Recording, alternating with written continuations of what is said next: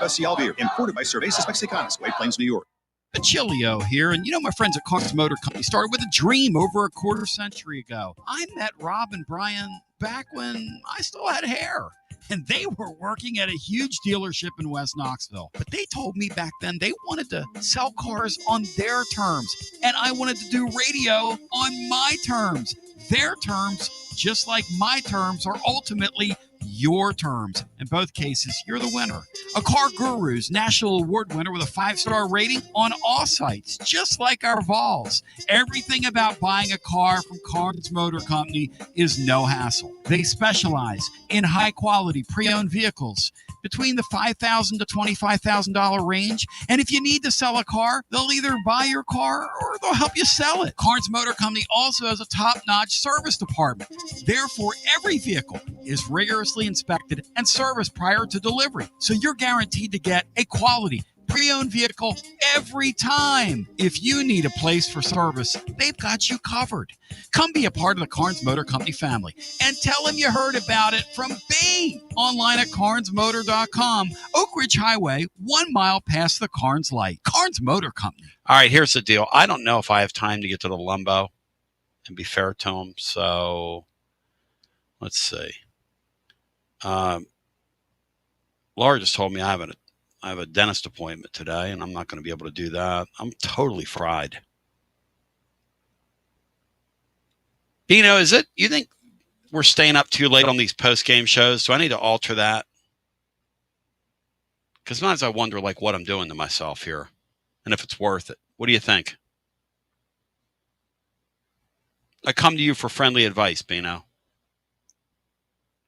Hit it, Tony. Give me some friendly advice. Are we staying up too late for these post-game shows? Yes, and you have been for years and years, Tony. Might need to get somebody else in here to do that.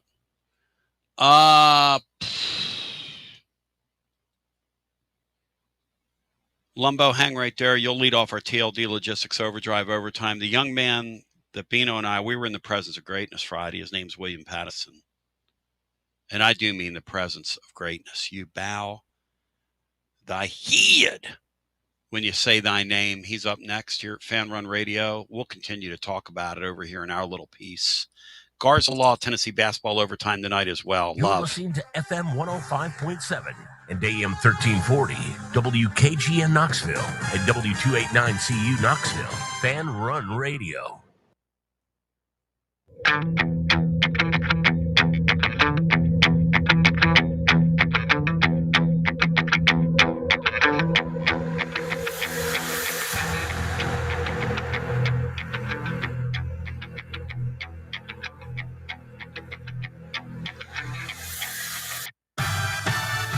And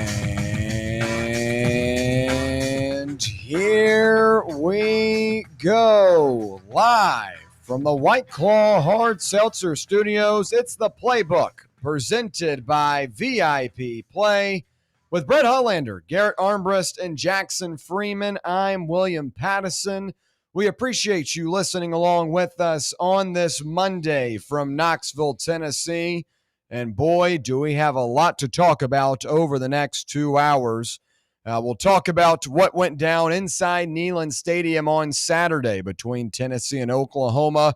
It's our third Tennessee therapy session of the season, and we have just begun November. This has become something that we're not used to around Knoxville, Tennessee this time of year, having our third loss of the season, entering the final month of the season. That does give us plenty to talk about, however. We'll have that Tennessee therapy session in just a moment, breaking down everything from Tennessee and Oklahoma, from the games to the storylines to now what's next for this Tennessee football team moving forward. We'll also have our Best Bets recap presented by VIP Play. A positive week this past week, one that should have been even more positive if Texas had fended off a 21-point fourth quarter performance from Vanderbilt, but still a positive week. We'll give that recap here in a little bit. In hour number 2, we will most likely have an overflow of our Tennessee therapy session from hour number 1. So we'll continue talking Tennessee and Oklahoma.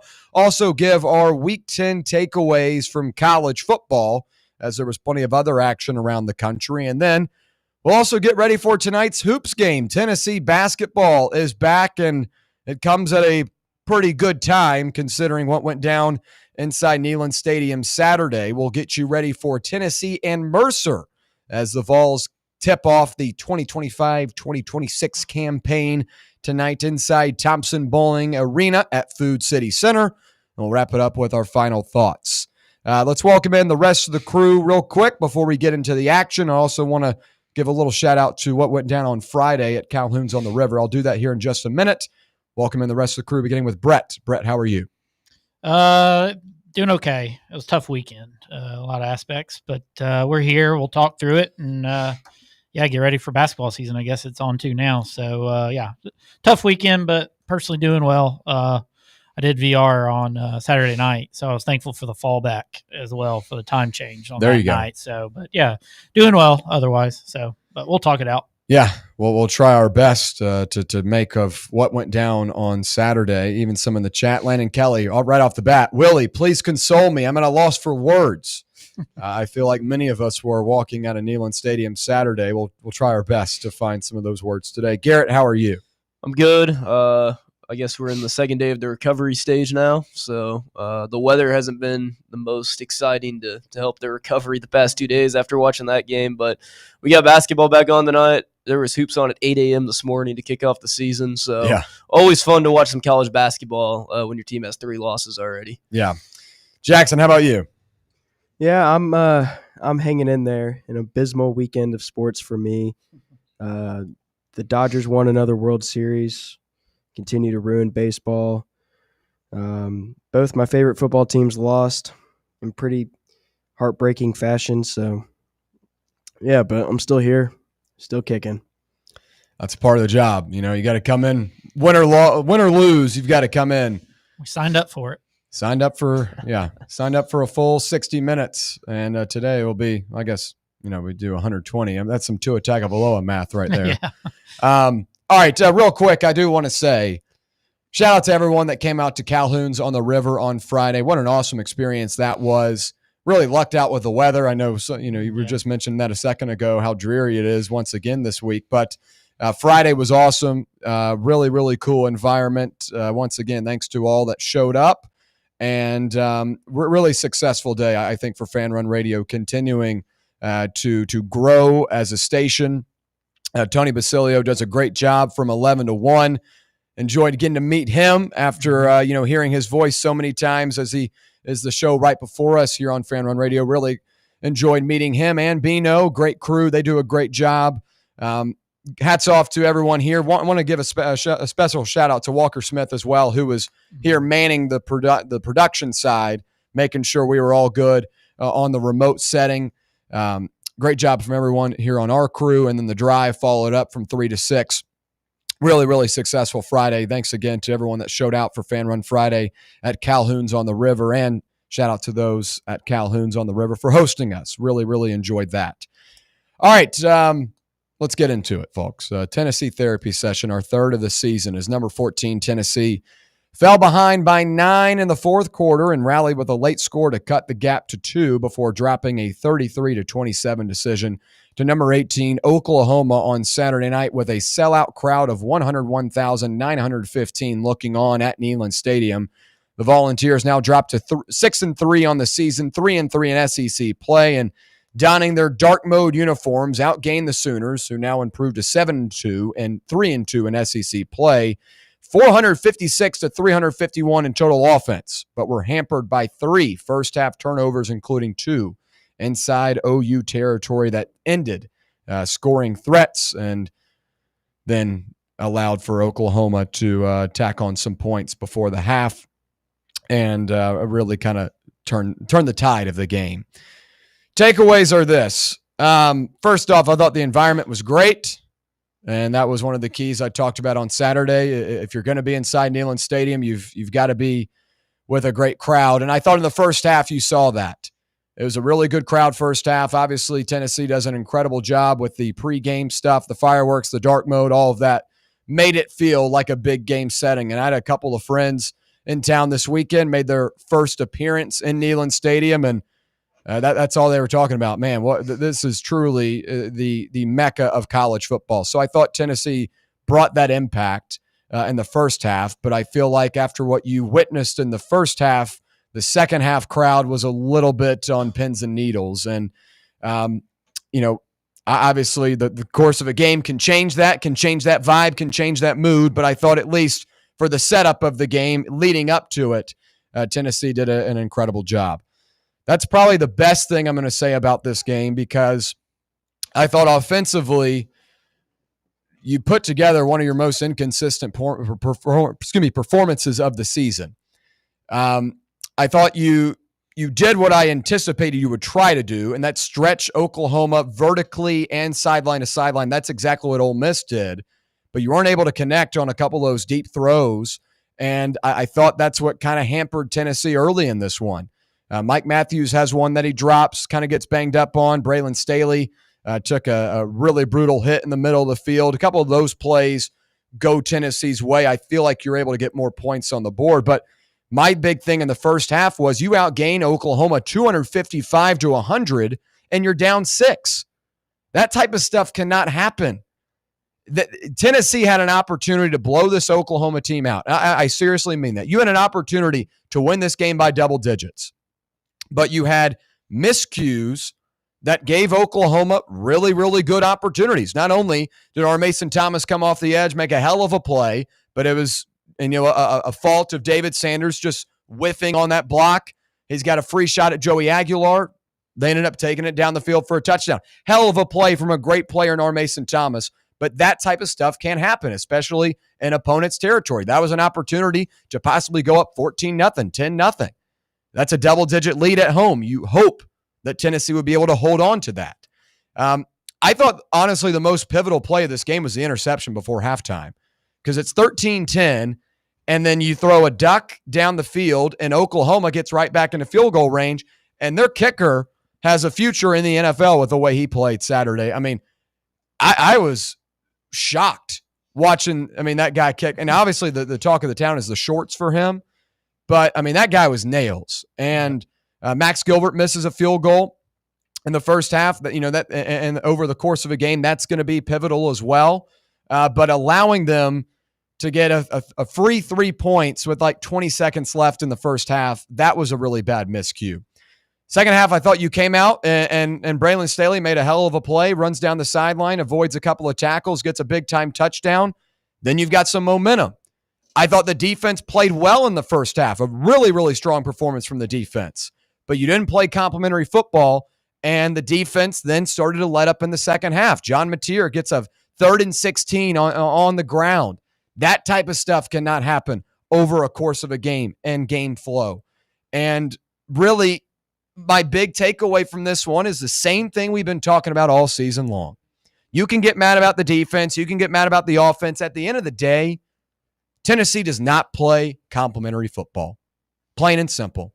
And if Tennessee plays complimentary football on Saturday, you win this game by double digits. And I know that after a loss like this, everyone has something to say. Josh Heupel should get fired. We need a new kicker, yada, yada, yada, yada. Fact of the matter is there's a lot of different things to point at. And the end of the day, it is complimentary football that Tennessee continues to struggle with. Tennessee struggled with that against Georgia. You don't play complimentary football over the course of that one, where you get in your own way with an opportunity to win the game. Back your kicker up 10 yards, misses the field goal. I get it. It was your kicker is supposed to make those plays, but backing them up 10 more yards, that's not helping them out. Against Alabama, your defense rattles off 4 stops in a row, and you end the first half with a pick six, a brutal pick six that changes the course of that game. Tennessee does not play complimentary football, and that's why this team has 3 losses right now. That's my takeaway from Saturday. I thought your run game was completely axed by Oklahoma. You could not run the football. Credit to their defensive line. Did a hell of a job there. Forced Tennessee to be very one-dimensional offensively and have to throw a lot. And we'll talk about the specifics and specific plays throughout the next hour as well. But that goes into complementary football too, folks. Being able to have a balanced rushing and passing attack. Didn't have that offensively Saturday. Joey Aguilar, I thought, was rattled in this one. He did not look comfortable. And, he made a couple of really big plays, but also had some really, really big plays that went against him. A misread and throws the double coverage on what could have been a touchdown if he had, gotten it correctly or seen the safety coming over and not made that throw. And again, that throw right before the half. Complementary football is the biggest problem with this team right now, and it doesn't seem like it's going to be fixed. Garrett, your takeaways. I agree with everything you said. I thought the rushing game was another part of the game that was really bad. Only 63 yards on the ground. Obviously, you're going up against one of the top really defensive fronts all in the country, definitely the SEC, but would have thought you would have been able to establish the run game better than that. You didn't really have any explosive plays, on the ground. As you said, the passing game, Aguilar's numbers, 393 passing yards, it's great, 3 touchdowns. The 2 interceptions, though, both of those just horrible decisions. It was, 2 high safeties, just didn't see, picked off both times. And he had a third, I think, that should have been an interception as well that was either dropped or at the guy's feet. But nevertheless, just bad decisions there. You led them in penalties by like 75 yards. I know. I want to say they had 100 and something penalties. You had 25. You played pretty mistake-free football on the penalties, and you still couldn't get anything going off of that. And like you said, just not complimentary football. You miss a field goal that was inside 40 yards. You have, multiple interceptions. You have a fumble that was taken back for a touchdown, which I don't know how you don't tackle the guy there. You have to make that type of play there.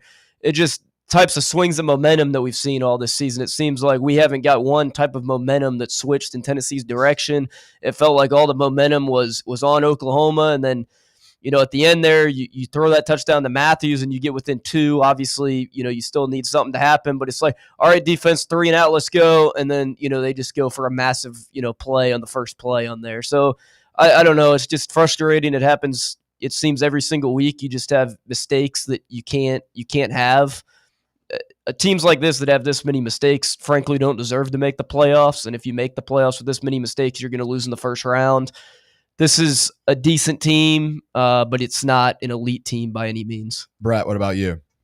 Yeah, it was pretty terrible performance. The mistakes killed you in the first half, obviously. In the second half, you just got whipped. You got flat out whipped because, would they have pretty much all their yards, almost 300 yards of offense in the second half for them. Mateer got his legs going. He was what Mateer was earlier in the season, honestly. Yeah, it was just, the lack of effort wasn't there for the most part, especially on the offensive line. That was their worst performance of the season by far.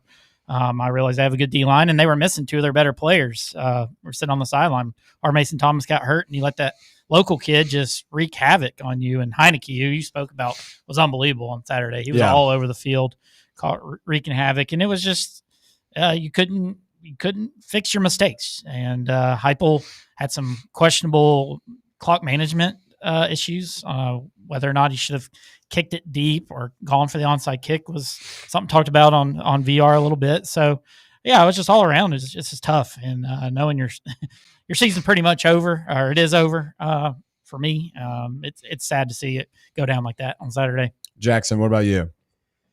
Yeah, this was pretty disappointing to watch. This was definitely a winnable game on all accounts. In the first half, Oklahoma had 99 yards and were winning the game. Missing a field goal inside 40 yards is just, that's high school stuff. Most high schoolers can make a 38-yard field goal. That's automatic. That's just, it's embarrassing. You can't establish the run at all, and your passing game is just predictable. It looked a lot like last year. It was disappointing. And, game on the line, and you throw the ball to a freshman tight end that has 2 career receptions. Why not throw it to Braylon Staley or give it to Deshaun Bishop? I don't understand it, but that's all I have to say. I'll read a couple stats real quick before we get into some questions to talk about over the next hour. Joey Aguilar finishes 29 for 45 for 393 yards and 3 touchdowns. directing 5 balls to Braylon Staley for 75 yards and 2 scores, and 3 to Matthews for 76 and a touchdown. Defensively, Edris Farouk paced the Vols with a career-high 10 tackles and 2 forced fumbles, and Spillman added 9 stops along with an interception and a pass breakup. I thought this was Farouk's best game of the season. He was the highest-graded player for Tennessee, according to PFF. Tennessee outgains Oklahoma 255-100 in the first half, yet you trail by 6. For the game, Tennessee outgains Oklahoma 456-351. Oklahoma got it done on the ground, 192 yards to Tennessee 60.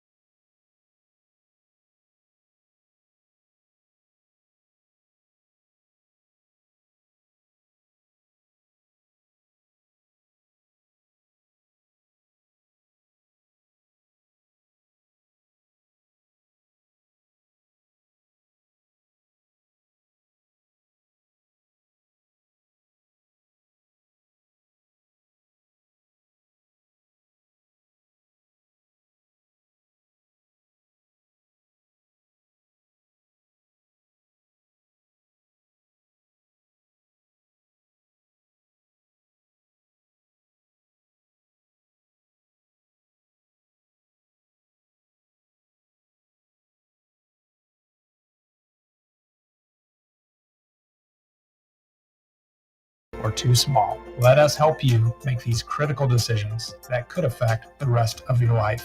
Remain silent. Request counsel. Call Griffin Law. For a free consultation, call 888-707-4282. That's 888-707-4282. Or just visit griffinlawdefense.com. The number one problem we see at our clinic is delaying treatment. ED can get worse. 544-8220. Prefer privacy? Book online in under 30 seconds at men'sproKnoxville.com. At our clinics, men's sexual health is the whole job. Look, I'm a normal guy too. I hate going to the doctor, but we've helped so many guys in here just like you. Even if pills have failed, our medical team is going to take the time to talk you through it. Same day in-house lab, and the treatments, well, they could change your life. Your local medical team has your back. ED, performance, Peyronie's, size and shape modeling. We tailor what works for you. I'll get to the point. Can you imagine epic performance and epic sex? Yeah, I said it. A stronger you is closer than you think. We're available right now. Call 865-544-8220 or book in 30 seconds or less at men'sproKnoxville.com. Men's Pro Knoxville, making it happen. North Knox Siding and Windows is a complete exterior home improvement company that can help you with all your home exterior needs. If your home needs new siding, windows, doors, gutters, handrails, a deck, or a new roof, then give my friends at North Knox Siding and Windows a call at 865-689-0505. You can also visit their showroom at 5618 North Broadway. Locally owned and operated and proudly serving all of Knoxville and the surrounding areas, North Knox Siding and Windows. Online at northknoxsidingandwindows.com. Hey Knoxville! Surfside iced tea and vodka, made with real brewed tea, is only 100 calories, 2 grams of sugar, with no bubbles and no troubles. That's right, zero carbonation, so it's easy to sip and enjoy. Headed to a game day or party at a friend's house? Bring an iced tea or lemonade variety pack from Surfside, or try their green tea and new raspberry tea vodka. Find the can with the sunset stripes this season. Surfside iced tea and vodka, sold at bars, restaurants, and stores near you. Surfside iced tea and vodka, sunshine in a can. Must be 21 or older. Enjoy responsibly.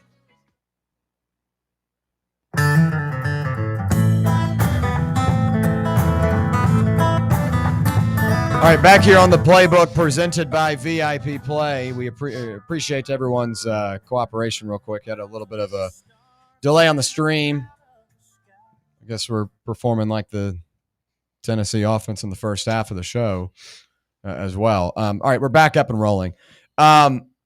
Max Gilbert field goal or the Joey interception? What was more controversial in your eyes, Brett? I'm going to go with interception as well. It's at worst she should have been down 3. I mean, you don't obviously hindsight now we know what ultimately happens, but at the time you're like, oh, they could go down and score or whatever, short field, or their kicker's money, so you knew kind of giving away points there. You've typically been pretty good at those kind of 2-minute situations. You did it against Kentucky, you did it against Mississippi State, so you trusted Joey in that in those situations to go down and at least get you in field goal range, maybe even score a touchdown. I think a lot of our bad offensive line play affected a lot of Joey being comfortable in the pocket. He was completing passes, but he was constantly getting hit, and I think he might have been hit on that throw. We just rushed it and everything else, and so anytime you give away free points in those situations, it's always and maybe you can say the same Max Gilbert giving away points as well. But at the time, I think you thought it could be a big deal because, like you said, they're getting ball coming out and could have been a 2-for-1 there for them. What about the defense? Because I thought the defense played, honestly, probably their best half of the season in SEC play in that first half. Oklahoma really could not move the football at all. And the only points you gave up directly from your defense it was 3 points. You gave up the 7 on the scoop and score from Mason Thomas, and you had the interception that put them at the 40-yard line. They got 3 points off that. The defense, I thought, did their job Saturday in that first half. And as the game went on, obviously John Mateer got a little bit more comfortable, had some of that adrenaline, was able to make a couple of big plays. I think the most costly play for Tennessee defensively was that 3rd and 16 conversion for Mateer that then resulted in Oklahoma putting up points. And that was frustrating. And for a defense that has been characterized by a lot of those plays this season, That's going to stand out to a lot of people. But again, I go back to the first half. You should not have even been able to be in that situation because your offense should have been able to produce. You shouldn't have turned the ball over as much as you did. So I don't pin this one on the defense. I again just go back to complimentary football and all of that. And the guy at the top of that's Josh Heupel. That's the guy that's in charge of this operation. And the time management stuff continues to be an issue. I thought play calling in some pivotal moments continues to be an issue, and we'll talk about that here in a minute. But at least in terms of the defense, I don't point the blame on them for this one.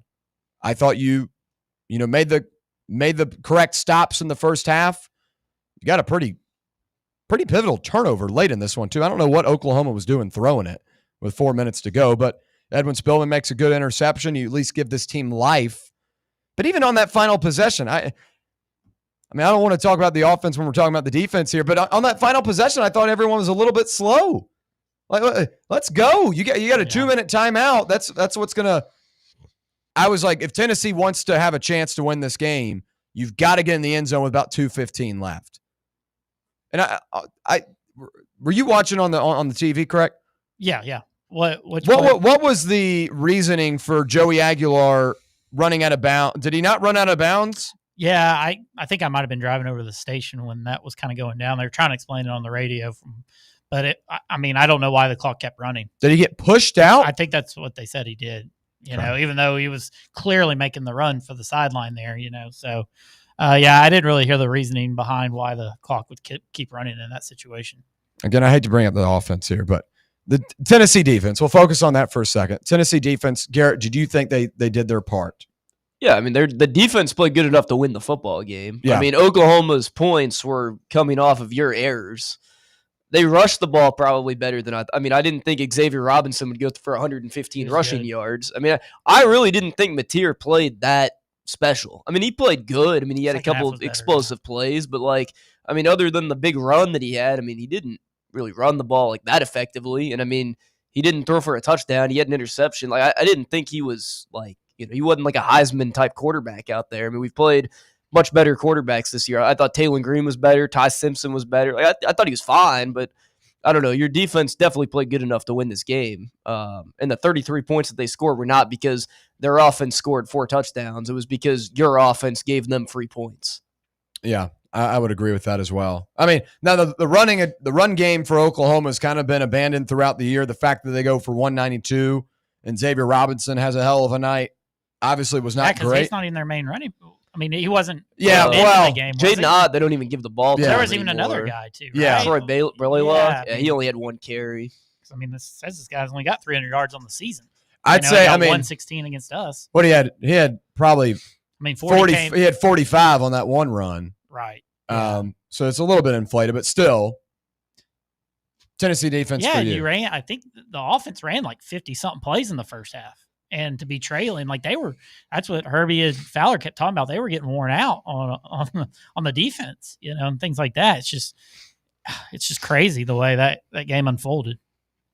The fact that you trailed by 6 at halftime it still mind boggles me. Yeah.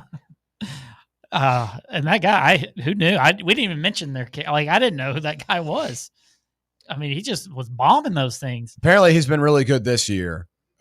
Last year is inconsistent, but this year is it? I mean, I hate to. I mean, didn't Perlotti have a bad late hit out of bounds? And it wasn't really though. It should have been a clean hit. It was not. He hit him in bounds. I mean, I disagree, but he was 1 foot out of bounds. I thought it was teetering on the line. I'm trying to just remember the point in the game if they went on to do anything because it's obviously 15 yards. I think it was flagged too, just because of the type of degree of the hit. Like if he had kind of just bumped into him, I don't think they would have called it. But I mean, he came in there. Oh yeah, he was wrecking ball. Him. Yeah. The intensity of the hit probably did more than anything. But hell, I mean, that's the type of intensity the defense needs, though. So even and then after the Farouk punch, right, the punch out. Mm-hmm. The play call to run Aguilar, what was the QB power or the QB? I don't even know what you call it. It was like mind ball. It was like 3rd and 2, and you're running your quarterback. I mean, just because then it led to that short punt, short field. They went down, scored to make 23-17. So Just rough night altogether. Let's talk about that fourth down play because a couple of you had mentioned that, and obviously that was the most pivotal play of the game.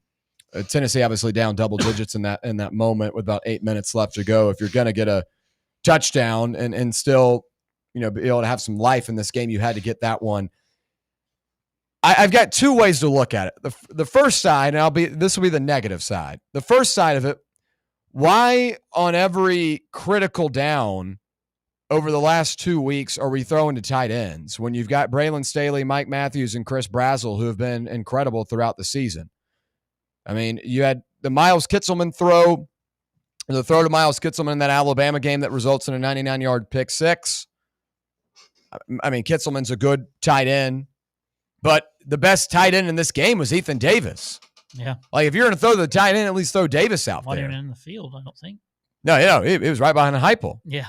And Van Dorselaar, I think, will be a good player, maybe next season, but the guy's got 2 catches on the year, and you're going to go to him on a 4th and 2 in the most pivotal spot of the game? That's a lot of pressure for him. So, wide open. And that's the positive side I'll get to, because I did think there was an opportunity. But, I mean, you want to go to an 18-year-old in that moment? He had to tell him the ball's coming to him in the timeout because they called timeout before it. You got to tell him, hey, this ball. I mean, you're a blocking tight end. Like, that's why they disguised it to make it look like he wasn't. Kitselman went out too. Yeah, and then they thought, blocking tight end, and then the ball came to cover him. You got to catch that ball. Yeah. And it hit him in the face mask. Well, the good part to it is I thought it could have been a successful play. Like, it should have been. It should have been. Yeah, there's no excuse. So I don't really have. I mean, and you saw the reaction. Like all the players were just, oh my gosh. I mean, it was open. It was there, and I didn't think it was a bad thrown ball. It just, I think that because he was that blocking tight end, he gets kind of nicked up a little, and it takes him a second to get out there. I don't think he was ready for it. No, it can't be a bad thrown ball when it hits you in the face mask. I mean, the slow-mo replay of it is quite the video because he is looking for the ball. And people were saying he got bumped off the line of scrimmage. Well, he did. Kind of might have. But he had to sell it. He had to balance himself again, and then the ball's in the air. Well, I think he had to sell it, but he wasn't in position. Like, even when the ball was thrown, he was still like turning his head at that moment, so really he wasn't ready for it. It was quick. And but in those moments, you've got to be quick. You don't have time. I mean, it's 4th and 2, game on the line. Like, the margin of error to run that play where you're going to design it to where you've got 2 guys going down. It's going to bring both the corners up and also have the linebackers' attention. You've just got to, it's got to be quick. You've got to be ready to go. Yep. And I didn't think it was a bad play per se, but like, if you're going to run that, I'd put Kitselman and Davis out there. Davis has been a blocking tight end for most of the season.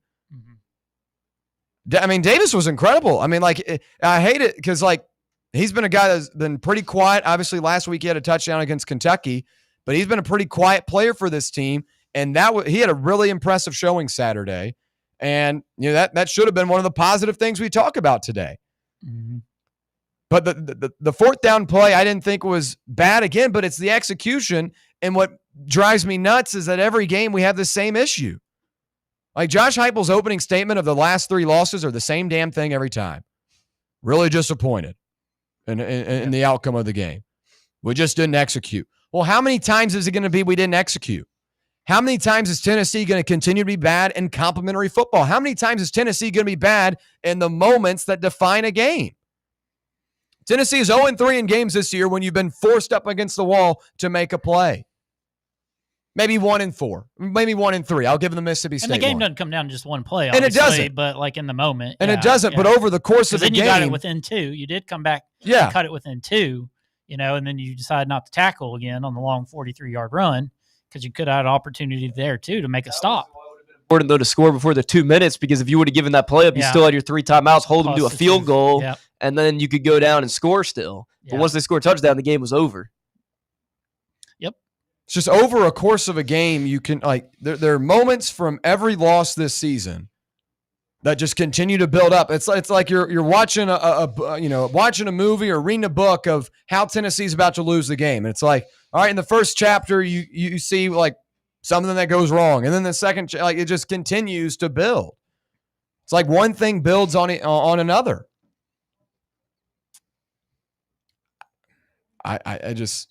I get so frustrated after these games watching these press conferences, and it's the same damn thing. Why is it November and the same things that needed to be corrected? What do you want him to hear? What would you like to hear from him say? I mean, because we know he's disappointed. Should he say, I'm madder than hell, or like, this is on me, well, I mean, we didn't come ready to play. The mistakes are on me, and he called out Joey at halftime. It's not necessarily, the person on ESPN. It's not necessarily that I'm mad about what he's saying. It's the fact that he's had to say it 3 times this year. And in all 3 games, it's been against a ranked opponent. Look, I will, before we continue this, I will say I think it is important to remember where we were in June and July with this team and the expectations of probably being a 9-3, 8-4 team. That was pretty much. Yeah, but this is November. I know. I'm just saying it's important to remember where we were in June and July when you had a quarterback coming in that had 2 months of experience with this roster.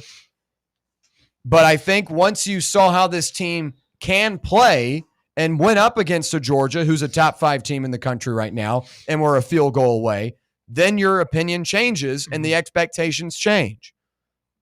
So the fact that you've had now 3 instances of this happening is why this is frustrating. So, I mean, this type of stuff cannot happen if you want to get to the point that you want to get to, and that's being in the college football playoffs. Not that was getting a mid team you lost to Saturday. A mid. I think Oklahoma defensively is good. 25 team. You went up and down the field against their defense. But they made a lot of plays though. I mean, Oklahoma's defense. I mean, they made the plays that won the game. Yeah, that was the difference. But I don't think anything Oklahoma did won them that game. Yeah. Maybe outside the kicker. I mean, that won them the game too. Yeah, his leg, the magic lefty. What'd you make of the 4th down play call, real quick, and then we'll get into what the biggest flaw of this team is. Obviously you kind of. I mean, I'm with you. I mean, I don't think it was necessarily a horrible play call. I mean, you disguised it to someone that no one. I mean, if you would have said who are they going to throw it to, no one's going to say, oh yeah, they're going to go give it to Van Dorsalier. But at the same time, you got to catch that. Rushing the ball was not on the table because it was too far. It was too far. They're averaging 1.8 yards per carry. Like that's not just we'll give it to Bishop and see what happens. Their defensive line was too good for in that situation to do that. Mm-hmm. But I'm with William. I would have had Kitzelman and Davis, and then have like Davis be the disguise because, like he said, he's a blocking tight end as well. You just can't give it to a freshman who has 2 catches all season. But at the same time, he has to catch that. So. Partially on play calling, partially on execution. Jackson? Yeah, I think I agree with everything y'all have said. I mean, it's just it was a bad situation to be in overall. I mean, you probably shouldn't even have been in that situation to begin with, but not giving the ball to one of your best players, whether that be Mike Matthews or Braylon Staley or even Miles Kitzelman or Ethan Davis. I mean, there's so many options to go to before you reach Jack Van Dorsey. I mean, or even Deshaun Brame. I mean, if you're going to go with the freshman that, might not raise a lot of questions, why not go with the one who can catch better? So, Yeah, Brame did show some promise in that Alabama game. Granted, it was garbage time, but he had, 2 or 3 receptions, 4 receptions in that one. Our jumbo set is just not a strength. Like, I wouldn't have been even in that. I would have just spread them out, let them do a little 5-yard hitch or whatever with one of your receivers. I'd be afraid to hit you deep, I mean, I would have even been fine going over the top over that, like one-on-one to Brazel. Your strength is not lining up in that situation like that. Unfortunately, I think you're better off trying to hit a Staley on a quick out or whatever you want to do. I think somebody other than that could have got open pretty easily. They would have been playing soft, not to give up anything big over the top. So I don't know.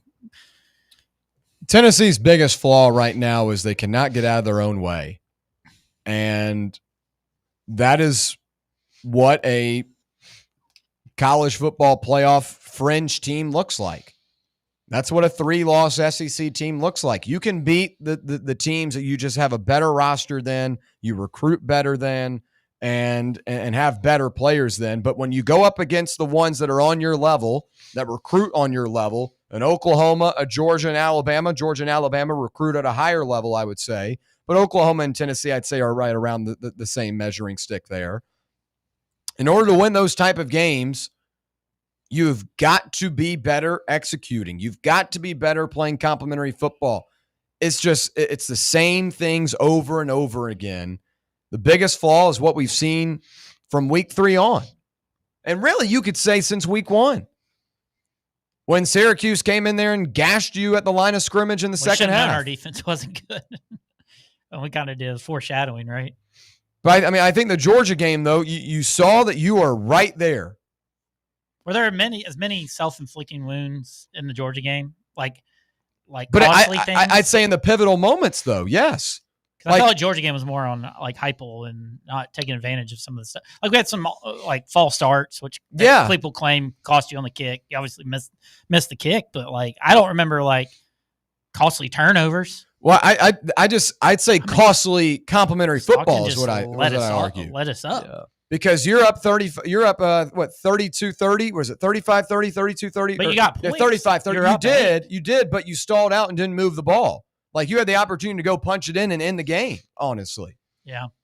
And you don't do that there. And then you have the opportunity to get into field goal range. But I don't think we beat ourselves in the Georgia game. I don't remember. Did you have a turnover? I think you had two turnovers. You had a baseline punt, a punt turnover. Score off that play when you turn Georgia over. Like that goes back to complimentary football. Yeah. Like you're not. But we got points. That was one of the few times we did get points this season off the turnover. Yeah, but if you would have scored a touchdown, it would have been the. Well, I mean, I agree, but I don't think it goes to the narrative of being a self-inflicting wound. Well, my thing is, it's very. Stockton made a hell of a throw on 4th and 6. And that's true. It's very difficult to beat Georgia, though. If you're going to beat Georgia, you've got to be kill shot. Yeah. And that's your opportunity. You didn't do that, and then right before the game ends, you've got an opportunity to get your guy in field goal range, and you back him up 10 yards right before because you're so out of sync and trying to get into. And you're lucky Mississippi State's a bad team. You would have lost that one to a good team on the road. That many mistakes in that one that you made. Like again, it's the stuff that's talked about every week, folks. It's the control the controllables. It's we've got to be better at executing. But it continues to be a characteristic of this team. And this is why that guy's on the hot seat. Oh, he's not on the hot seat yet. He's absolutely on the hot seat. We'll talk. We'll talk. I cannot wait to talk about that. We'll talk about started the show. We'll talk about the Heupel side of it. That's just an hour to kick off hour 2 because I have an opinion on it as well. I don't think he's hot seat, but what's unfolded in the pivotal games this season. You can be on the hot seat and not get fired, right? You don't even think he's on a hot seat? I wouldn't put him on. We don't have to get into it. Yeah, I wouldn't put him on a hot seat yet. Your seat must be a large seat. Biggest flaw right now, outside of anything else to add in, outside of complimentary football and just execution? No, I mean, you just haven't played 3 facets of the game good in any game this season. I mean, and you've gotten up in games by a lot of points. Syracuse game, you were up by a lot. Arkansas game, you were up by a lot. Mm-hmm. You almost lose, or you don't almost lose the Syracuse game, but it gets a little more interesting in the fourth quarter than it should. The Arkansas game was over, and they had a chance to go down and score on the last drive and win the game. This game, you should have been up at. I mean, it's just like.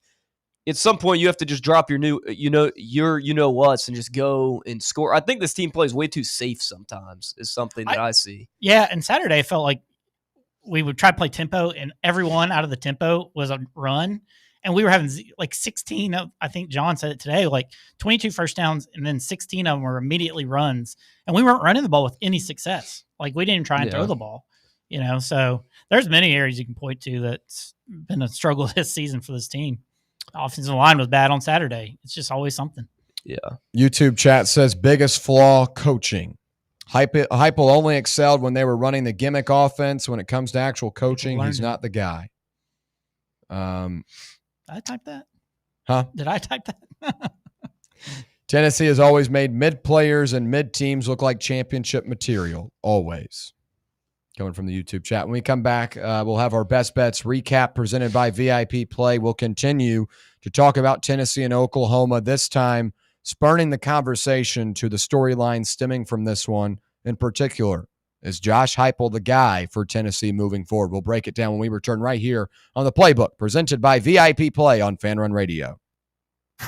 Catch up with all things Fan Run by subscribing to our podcast feed. Like, rate, and download the show from the Fan Run app or wherever you get your podcasts. Fan Run is giving away a huge prize package. That's a big box. What's in there? You're going to want to find out. What's in the box? What's in the box? Give me the gun. A winner will be drawn live on Halloween during Fan Run Friday at Calhoun's on the River. To learn how you can earn entries, make sure you're tuning in daily to Fan Run Radio and following us across all of our social media platforms on Facebook, YouTube, X, TikTok, and Instagram.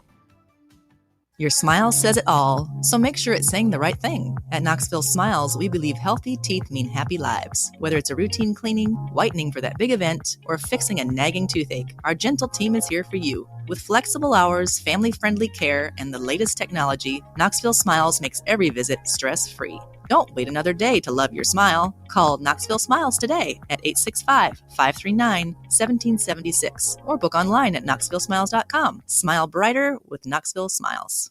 Hi, this is Bo Kregner from the Kregner Group at Realty Executives. And I know there's a lot of choices here in East Tennessee when it comes to choosing a realtor. Here's why the Kregner Group is different. At the Kregner Group, our motto is walking by faith, serving others. It's how I live my life.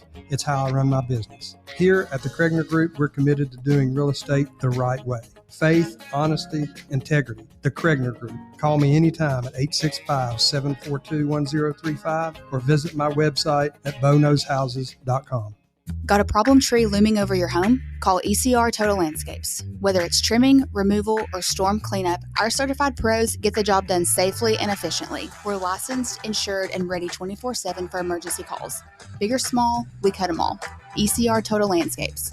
Call now for a free estimate, 865-384-2012, and mention promo code FANRUN for free stump grinding on any tree removal now through the end of the year. Also, visit us at ecrtotallandscapes.com. Hey, folks, if you're in need of a lawyer, you need to call my friend Jerry Givens. I've known Jerry since high school and can personally vouch for him. He's East Tennessee through and through, and if you're going through a divorce, bankruptcy, or a DUI case, you'll need someone you can trust on your side to help you navigate the local legal system. You can trust Jerry Givens. Call the law offices of Jerry Givens today at 865-801-9250 to schedule your free consultation. That's 801-9250. Dick's House of Sport at Westtown Mall is a destination devoted to sport, and it's your destination for exclusive events and experiences. Come visit a store like no other. Check out our 40-foot rock wall, golf performance center, Hit Tracks batting cage, and outdoor turf field. You can now rent our space for private events and birthday parties. Learn more about our events and exclusive product launches on Facebook and Instagram at Dick's House of Sport KNX. Dick's House of Sport, proud partner of Tennessee Athletics.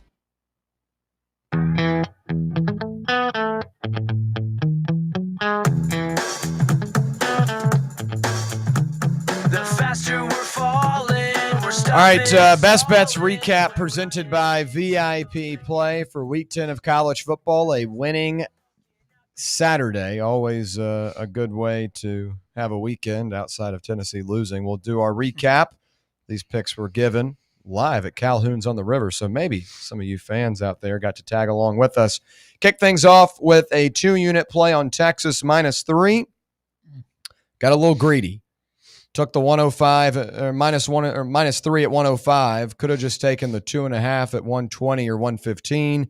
Take the 3, and they push. Should have just taken the 2.5. So nothing there. And I figure that Texas would win the game, considering they were up by 24 points. But that was quite a the 2-point conversion got you. Yeah. Oh my gosh. All right, we did bounce back, however, in the afternoon window. Pitt, -13.5. This group continues to play really good football. I ranked them this week as they've been a totally different team ever since they moved to Heinzstel as their quarterback, a true freshman. He had a couple of picks, threw 2 interceptions, by the way, both to a guy I went to high school with, and Brandon Nicholson for Stanford. But the Cardinal are not the team of old, and Pittsburgh wins by 15. We cover there. Another 1-unit play was Virginia, -5.5. Earlier in the week last week, I said I might go Cal, but I got some sharp calls and a very timely interception from the Cavaliers with 30 seconds to go, and we cover that 5.5 number.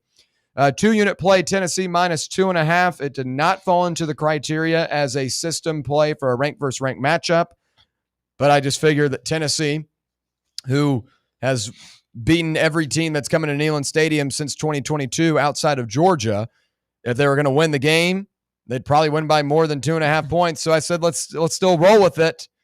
We know how that one went. But we wrapped it up. How about the Utah Utes late night? 9.5, 2-unit play. They cruise over Cincinnati. The Bearcats had no Evan Pryor. I was worried about the RPO look that they usually run out there. They still had success running the football, but Brennan Sorsby completed 33% of his passes on Saturday. A tough outing for him. We go 3-1-1, a winning week, just around 2 units of profit. Good to get back in the green side of things. That's our Best Bets recap presented by VIP Play. Folks, go claim your VIP Play welcome bonus. When you make your first bet of $20 or more, you'll get $100 instantly in bonus bets by using the code FANRUN. That's FANRUN in all caps to claim those bonus bets. Whether you want to bet on Tennessee the rest of the season, maybe.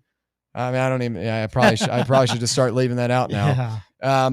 Or bet on the rest of college football, bet on NFL, NBA, whatever you like to do. You can do it on the VIP Play app. Gambling problem, call 1-800-889-9789. Must be 21 years or older and located in Tennessee to bet.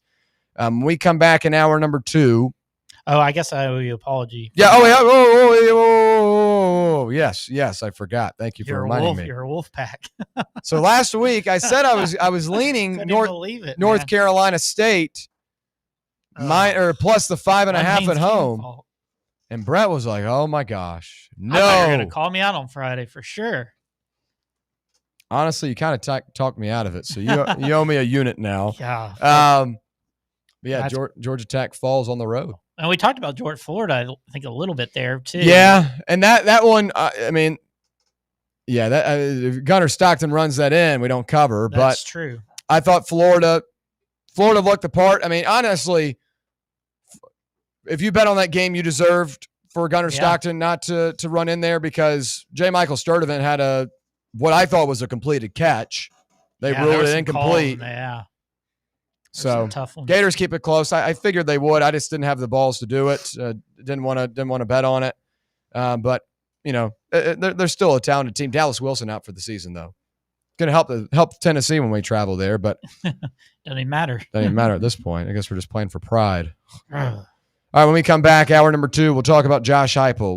What kind of realm is he in right now with this Tennessee fan base and the Tennessee football program? We'll also get you ready for Tennessee and Mercer as they tip off tonight inside Thompson Bowling Arena at Food City Center. Stay right here. It's the Playbook presented by VIP Play on Fan Run Radio. Follow us on Twitter or X or whatever they're calling it these days at Fox Sports Knox, Fox Sports Knoxville, Fan Run Radio. Today, we raise a glass of Jameson Irish whiskey to the sport of football. Hear, hear! To Gaelic football, born in Ireland in 1885 in its thrilling blend of soccer, rugby and basketball. On a massive field, 15 players kick or hand pass a round ball to score points over a bar or into a net. No pads, no helmet, no sense. Hear, hear! To college football, which kicked off in 1869 when Rutgers beat Princeton 6-4 in the Battle of New Jersey. With 11 players and helmets and pads, teams battle on a 100-yard gridiron with explosive pass plays and hard-hitting tackles. Unless you're called for targeting. Hear, hear! Since 1780, Jameson Irish whiskey has been enjoyed by sports fans all around the globe. Whether your football is Gaelic, American, or even soccer, we can all agree on super smooth Jameson Irish whiskey. Hear, hear! Are you tired of waiting on interest rates to drop before you start saving money? I'm Chris Burleson with University Lending Group, and I've got a better way. With a traditional closed-end mortgage, most of your payment goes straight to interest, not your balance. But with my Smart Loan, every deposit you make cuts your principal immediately and reduces interest in real time. On average, my clients pay off their mortgage in just 7 years. Call me today at 865-388-7634 or visit smartloantn.com and let's turn your income into financial freedom. NMLS number 332941. Blackford Veterinary Surgery Referral specializes in surgeries not regularly performed by your pet's general veterinarian. They're currently accepting referrals from vets all across the country. With their newly renovated state-of-the-art surgery center and highly trained staff, clients can rely on professional and thorough care. If your vet says that your pet needs surgery or rehab, Ask for a referral to Blackford Vet and let them get your best friend back on its feet. Located conveniently in West Knoxville. For more information, visit blackfordvetsurgery.com. Knoxville, get ready. The big sports show is coming Saturday, November 8th at the World Exposition Hall. Meet your favorite sports stars, Hall of Famer Earl Campbell, baseball greats Wade Boggs, Dwight Gooden, and Jose Canseco, plus UT legends Shamika Holtzclaw, Carl Pickens, and many more. Autographs, photos, and memories you'll never forget, all in one huge day. Tickets on sale. Get yours now at bigsportshow.com. That's bigsportshow.com. The Big Sports Show, Saturday, November 8th, Knoxville. Don't miss it. Running a business, coaching a team, planning your next big event, you need more than just gear. You need SM Athletics and Logo Solutions. Custom uniforms, branded apparel, promotional products, done right, done fast, and built to show off your brand with pride. From local businesses to high schools to major universities, SM Athletics is trusted by winners. Get real service, get real quality, get noticed. SM Athletics and Logo Solutions, where your brand comes to life. Visit smathletics.com and let's build something great together. You're listening to FM 105.7 and AM 1340, WKGN Knoxville, and W289CU Knoxville, Fan Run Radio. Welcome to Axle Logistics, where excellence isn't just a goal, it's an energy. As a leading third-party logistics company, Axle is powered by an award-winning culture built on a work hard, play hard mentality. Here, the drive for success is contagious and hard work never goes unnoticed. Whether you're just starting out or looking to level up, Axle Logistics is the place to launch your career. Join us and take your ambition to the stars. To learn more, visit axlelogistics.com. Yeehaw! I've been hooting and hollering ever since I started betting with the VIP Play app. VIP Play has more than 200 leagues, every bet type you can imagine, live betting and live hosts, all with 24/7 support from real live people when you need them. Start betting better with the VIP Play app today. Don't be a better, be a better with VIP Play today. Download VIP Play today or head to VIPPlayApp.com. Make sure you use the promo code FANRUN to take advantage of their welcome bonus and so they know that we sent you. Gambling problem? Call 1-800-88-99789. Must be 21 or older and located in Tennessee to bet.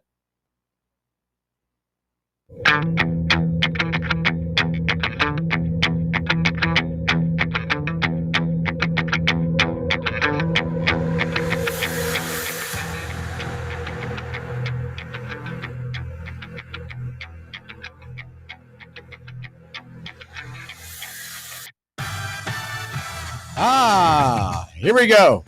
Hour number 2 on a Monday, live from the White Claw Hard Seltzer Studios. It's the Playbook, presented by VIP Play.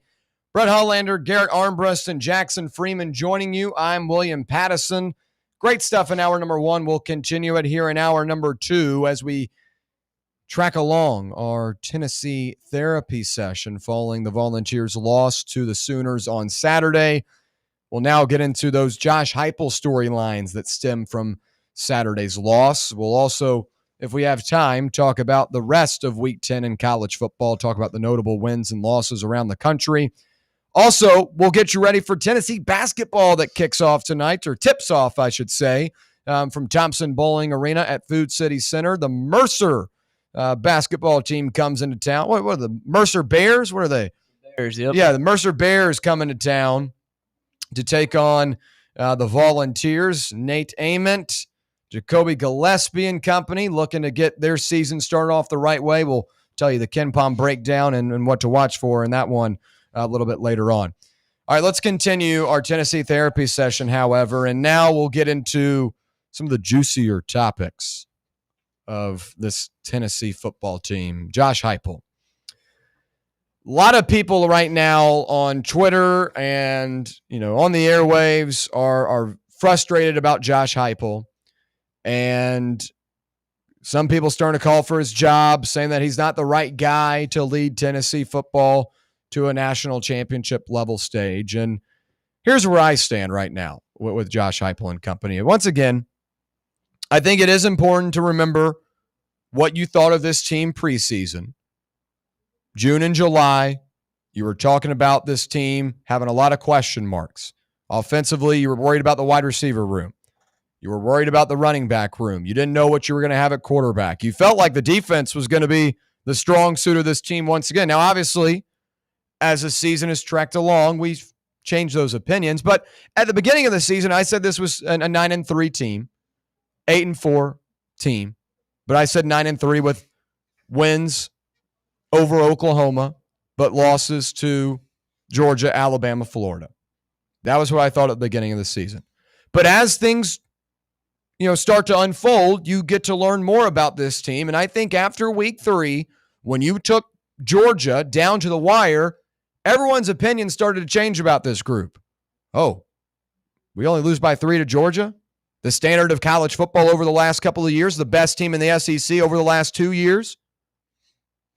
The expectations raise because you see that you have the opportunity to be right up there with the best of the best. I get it. It's early in the season. Georgia was still figuring things out with a new quarterback, but you went back and forth with a really, really good team, a really well-coached team. Bama just lost. Yeah. Bama, so that changed our expectations a little bit too. So going there. Obviously, over the course of the season, your expectations are going to change. What you think of in June and July is going to change. I thought Clemson was going to be the best team in the country. Now, Dabo Swinney might not even make it through the season. Obviously, things can change. I think it's important to remember where we were, but now this is where we're at.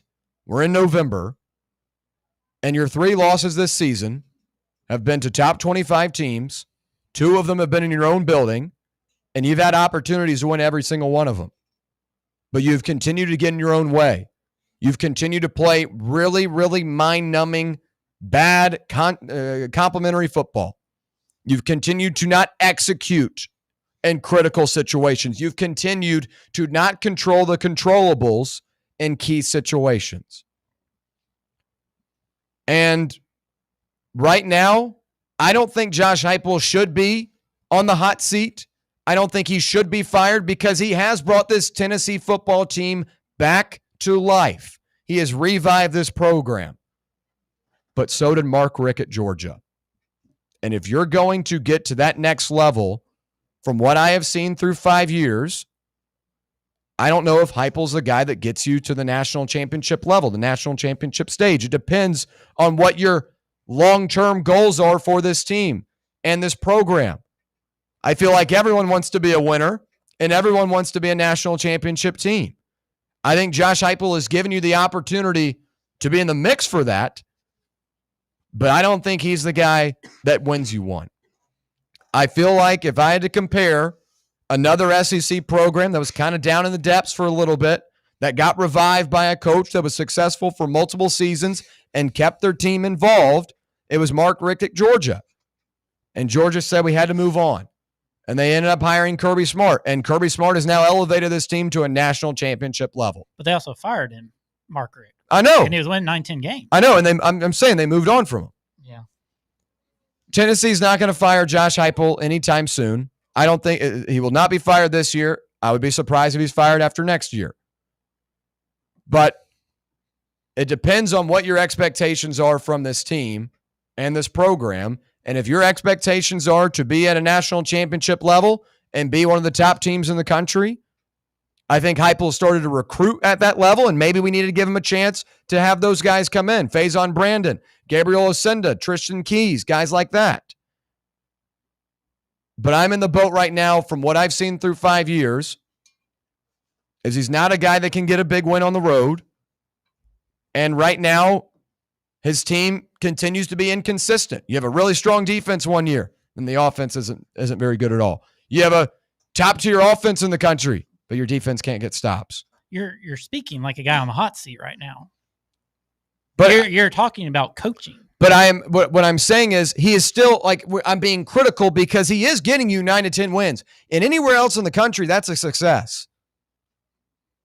But at Tennessee, it depends on what your expectation is of this program. And mine, what is yours? Is to win national championships. So then he should be on the hot seat. Maybe if you want to say hot seat, and maybe you should not miss the playoffs. It's 12. Mark Richt was having to battle Georgia to only have 1 or 2 losses to try and win a national championship. Heupel has the benefit of almost having 2 losses each season and can still make a playoff. It's only going to get easier because you're going to be able to have 3 losses starting as soon as next year. It's only getting easier for these coaches, honestly. I don't want him gone right now, and I don't think he should be fired. Here's the thing. I tell people this all the time, whether it be in basketball, football, whatever. You fire him, who are you bringing in? If you fire him right now, you're having to compete with LSU, Florida, Penn State, and I think that's what's saving him too, possibly, in all this, that those jobs are. There's no way they'd be thinking about getting rid. There's no way. There's no way. There's no way. Conversation. There's no way he's getting fired after 7-5. We're having a conversation. You can't tell me you shouldn't have a conversation for a coach to go 7-5 with the number one after making the playoff last season. That wasn't him. Well, yeah, I mean, you have to consider too. Penn State made the playoffs last year, made the national semifinal game. They follow up with James Franklin, fire him, but I mean, they have been doing that for 10 years. And what I said 2 weeks ago was this: if Heupel continues on this course of winning 9-10 games a year, then you get into that James Franklin area.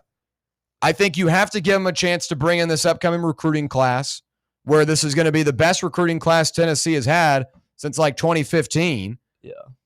Your blue chip ratio, you talked about that 2 weeks ago. The blue chip ratio is going to be around 60%. That's what you've got to be at. In Penn State, they had that blue chip ratio and couldn't get it done. We don't have. But you guys aren't talking about we have really good players right now. But you also are down. You're not talking about the players on the field. You're talking about the mistakes, the self-inflicting wounds. These are coaching malpractice. The clock management, that's coaching. That's not what's on the field. Okay, so if you want to fire Heupel, 22, his best season aren't even his players. Who would you hire? Who would you hire right now? Golish, because I think it was his offense. No, not Golish. No, not Golish. Here's my thing: you can't bring in Alex Golish from the group of 5 and say, all right, come up to the SEC and start doing it. Was it hit? Do you think it was his offense in 22? Our offense is good this year. I think he played a part of it. What was it last year? I think he played a part of it, but he also had Jalen Hyatt. I'm not asking to be fired. I think he's on the hot. You got to be on the hot seat. Okay, you have to be, or the warm seat right now. I don't think we're going to beat Florida now. I didn't think we were going to beat Florida. I don't think Heupel can motivate his team now that the season's. All your expectations are gone. I don't think we beat Florida before we played Oklahoma. I mean, Tennessee hadn't beaten Florida in Gainesville since 2003. What's it going to be like if Vandy comes here, beats you on our field to go to the playoff? Look at the fan base now. What's it going to be? Heupel does not deserve to get fired. He will not be fired. There's no one to go get. No, because his buddies is an AD. Well, and that's bad luck for Danny White, who's already on the hot seat himself. He's not on the hot seat. I'm not ready to say hot seat. Garrett, would you say he's on the hot seat? No. He's not on the hot seat. Okay, warm seat. He's hot seat for me. Okay, hot seat for you, not for me, not for Garrett. Jackson would be a hot seat for you. It's getting warm. I mean, it's not. And when I say warm, I don't mean. I mean, it's like room temperature. It's definitely not cold. It's not hot. And maybe I'm just frustrated from Saturday because that was a mid-team you lost and that's fine. And your coaching was a lot to do with Saturday. And now you're out of the playoffs when it's just annoying. You're making staff changes before you make head coaching changes. Correct. And will he do that? I think if he doesn't make any staff changes in the next 2 years and they go 8-4 this season, 7-5 next season, and the staff is the same, then we can have the conversation. I mean, but who on the staff needs to be gone?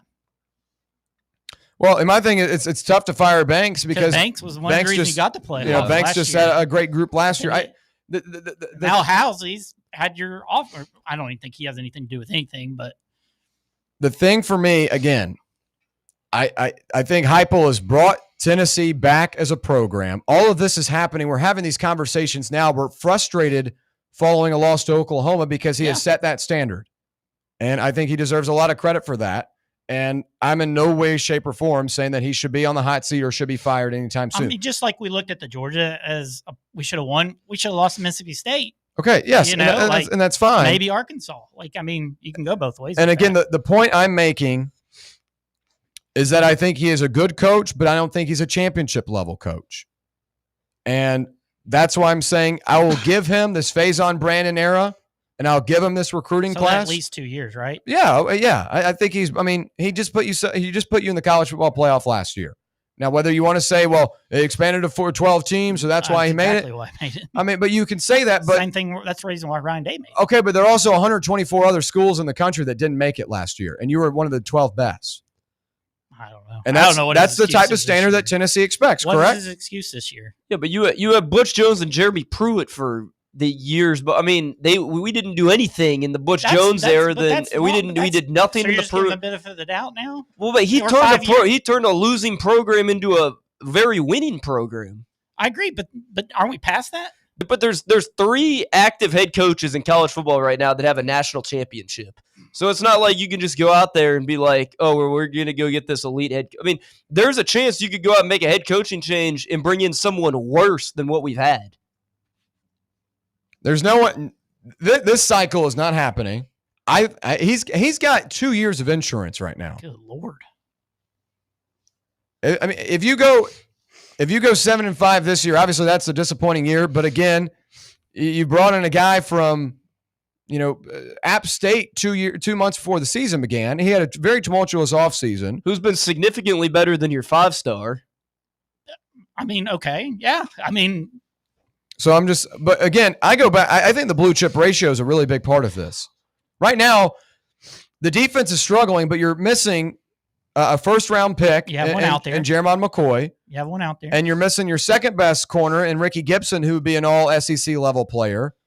And that has put you in a lot of tough situations you this guys year. are a lot kinder than me. I mean, that's for I'm sure. not being. I'm being realistic here because there are. I mean, like if Jeremiah McCoy plays in a couple of these games, like you're not having a guy, a true freshman in Ty Redmond in his 3rd game of his career, going up against Zachariah Branch and Georgia wide receivers that are much more established. I just look at some of the mental mistakes the team's making, and I agree, and that's coaching. And that type of stuff cannot happen. That is coaching. I agree. I thought Saturday was one of the worst games he's coached in a big spot. The only way I give him the benefit of the doubt is if he lets McIntyre go out here and play the last 3 games. Oh, come on.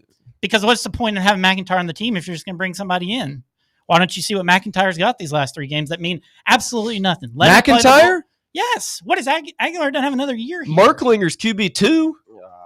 No, he's not. Well, Merklinger, I don't. Yeah. Merklinger sucks. Merklinger, I don't know about. Like, but, what is the point? Like, but McIntyre's already set a whole season. But so now we're just going to punt. Like, you're just going to punt completely. What's the matter? So if you lose those games and you go 7, McCoy's not playing anymore this season. Guarantee it. Carter's probably not. He's walking around, can't even play half the game. Like, Joseph's probably going to sit out the bowl. Like, I mean, why not see what you have in McIntyre? Put him on the road at Florida. Put him at home against. You're just Vandy. asking to get blown out then. But I already think we're going 7-5. I'm on the basketball season. I'm ready for baseball. Like, I don't care what they do at this point. But Aguilar's not anything anymore. Just like we were screaming for Nico last year, whenever it was, 2 years ago. When Milton was sucking. Let's put the kid out there, see what he's got. Well, I think. Well, first off, I wouldn't rule out Aguilar not coming back next season. There's definitely a possibility that Aguilar can return. Who we have on the line? It's Matthew. Matthew. Okay. Yeah. Well, so Landon Kelly says burn Max redshirt. He's only played one game so far. He played, or I guess who? I guess he played 2. You could play up to 4. Yeah. Yeah. I wouldn't play. I don't agree with the McIntyre thing. We got a person on the line. So Matthew. Matthew in Dallas. Matthew in Dallas. Yeah. Was that Matthew? Hey, fellas, I'll make it quick because I know you got to catch a break here. So just look, you both are saying the right thing. You're just saying it in different ways. I get the frustration from Brett because it's now a routine where we drop a game. And then, William, I agreed with what you shared earlier about the Mark Richt comparison. This team is now evaluated to a much different level. Yes, we are out of the slumps. We are now a much better and much more competitive team. But the one thing that I see consistently following Coach Heupel is those little details. It's been that way since he's been at Central Florida. The heavy penalized teams that he's carried over to. There's also that he's never adjusted his staff on his own, which I thought was a remarkable stat. He's never actually fired someone. So if we're going to have this conversation about whether or not Coach Heupel's seat gets warm over the next 2 years, the conversation that you really need to have before you even have that is, what does his staff look like? Does Martinez return? Does Banks return? Does Crabtree return? Crabtree is our special teams coach who, in my opinion, if you're going to have a conversation about Banks, you need to have a conversation about your special teams, because what's keeping Boo Carter around is the fact that he's the only one that can actually receive a punt. I've never seen a more disoriented unit that doesn't know when to field a punt and when not to field it. You look back at the Mississippi State game when we fielded a punt within the 5-yard line and we had to start on the 4-yard line. You look at last night's game, and, they can talk all day long about Max Gilbert being one of the most consistent kickers. But when you put that young man, unfortunately, in a high-pressure situation, whether it be Georgia, whether it be last night, for whatever reason, he just seems to crack under pressure. And you just can't have that in this conference if you're going to take your team to the next step. So the question I'll ask you all is, does Josh Heupel keep this staff in touch into 2026? And I'll hang up with that thought, boys. Great question there, Matthew in Dallas. We appreciate you tuning in and calling in. He's a Grizzlies guy too, so he sent me a thing about John Moran over the weekend. But I think that's a big question, and it's important because I go back to something similar. A guy in the SEC that is kind of in the same spot as Heupel. Dan Mullen got to Florida and revived that program, put them in, Peach Bowls and Orange Bowls and had them on the cusp of playing in a college football playoff. But he wouldn't fire his friends. He would not fire Todd Grantham, despite that 2020 team having Kyle Trask, Kyle Pitts, Kadarius Toney, Damian, that whole offense is in the NFL now, or was in the NFL in some capacity. But he didn't fire Todd Grantham, the guy that continued to be the Achilles heel of that team. Kept him for another season. He got fired after that. Mm-hmm. If you don't fire your friends in coaching, you're going to end up losing your job. And I'm not saying that Heupel is getting fired this year or fired after this year or fired after next year. I think he's got 2 years of insurance. I've already said that. But if you keep your guys around that are weighing you down and you don't evaluate the guys that are making your intermediate decisions that sometimes result in bigger things, as Matthew in Dallas is talking about, the special teams part of it, fielding punts, stuff like that. We've seen a ton of miscues on that end throughout the season. Your defensive line, I think, is your only, the only coach that you feel really, really, really good about. Ronnie Gardner does a hell of a job, continues to pump out really good players. That's a hell of a coordinator. But then every year it's this guy does really well, this guy does really, it's just it's too up and down. I feel like Heupel, if he wants to stick around long term, he's got to have the tough conversation and the tough realization of, I might have to make a couple of staff changes here. So I don't know if he does that this year because we haven't seen him do it. He didn't do it at UCF either. Mm-hmm. But if you don't fire your friends, you might end up getting fired. Go ask Dan Mullen about it when he was at Florida. That's what I think about it right now. Garrett, what about you? Well, that kind of brings me to the point of, yes, you have to fire your friends, but then if you fire a coach like Mullen was, and I know there were other factors of why Mullen got fired at the end of his tenure. That wasn't just because, the product on the field. That was a lot of other stuff.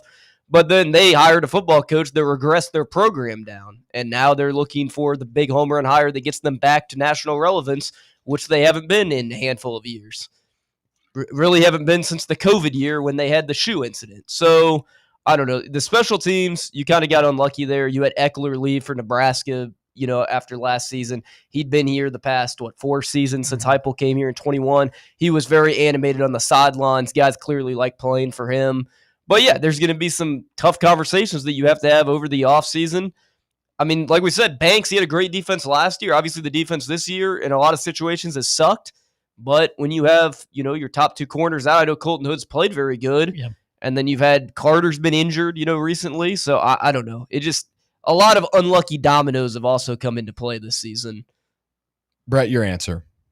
Oh, if it's not him, it's got to be somebody. And if he does hire, he seems to just promote within. Like when Golish left, he just put, Housley in the role, because he thought that was the thing. And he's got to do something. And, we thought it was going to be after last season when the offense wasn't very good. We thought maybe he's going to get some new offensive mind in there. Now the offense is number 1 in the country and the defense is really bad. So it's what do you do? And, Banks is top 5 highest paid, he's going to have to make some changes somewhere. I don't know where you start, honestly.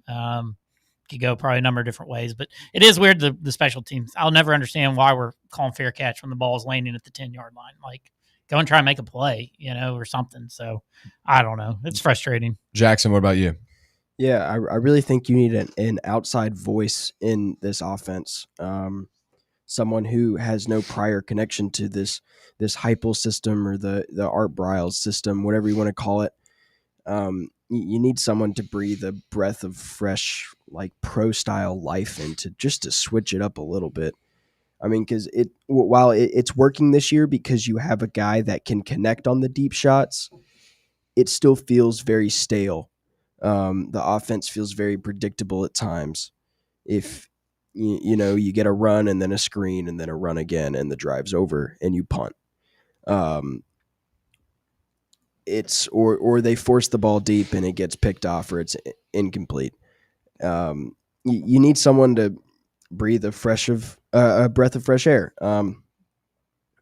And that's not promoting within. It's getting rid of Halsey, bringing someone in and letting them mix with your offense. Because I don't think Halsey came in when he got promoted and installed an offense. I think he just worked with Hype. I mean, it's Heupel's offense. Halsey may call the plays, but you need some innovation. Well, Heupel's been calling the plays too. That's been a talk of the last couple of days as well.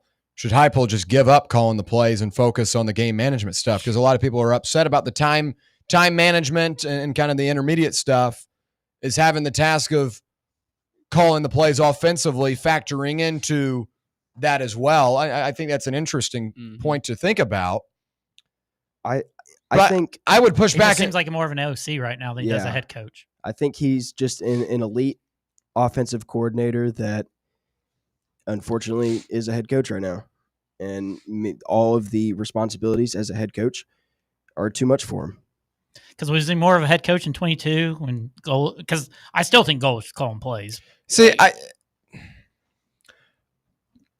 and I'm not getting onto you about we see it. what he does at South Florida. I'm not getting onto you about it. I've just heard it from so many people. Like the Goalish thing, like Goalish was, he was great, but like I feel like people hold on to Goalish like he was the only thing that made this. Like this offense has been good this season. Heupel was throwing Milton out there to start that season too. Well, to start in 21, correct? Was it 21? Yeah. In 21, you started with Milton. Yeah. Hooker ended up taking the job, but Milton was Heupel's guy. Hooker came in already, and Hooker was not good when he was at Virginia Tech. Like he got benched. No, I mean it's this Aguilar type thing. So the Goalish thing I think is kind of personally exhausting at this point because I thought what Heupel implemented this season has worked. Like there has been a change offensively. This is not the same group we've seen the last 2 years. There's pre-snap motion. There's a ton of setting up stuff, but you have to execute on those things in order for them to work.